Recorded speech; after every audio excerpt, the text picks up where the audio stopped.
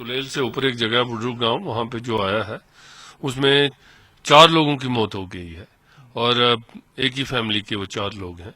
तो avalanche warning तो हर जगह दे दी गई थी, लेकिन बदकिस्मती से जो एवलांच है उसकी जद में उनका घर आया और वहां पे ये ट्रेजेडी हुई 4 लोगों की। जो सोनामर्ग में है उसमें रिपोर्टेडली जो अभी रिपोर्ट्स हमने ली हैं उसमें एक आर्मी के एक जो ऑफिसर हैं वो सुना है कि वो उस एवलांच की जद में आए हैं और कुछ जवान भी हैं 1-2। तो लेकिन अभी अपडेट उसमें नहीं आया कि एग्जैक्टली क्या उसमें कैजुअलिटी हुई है।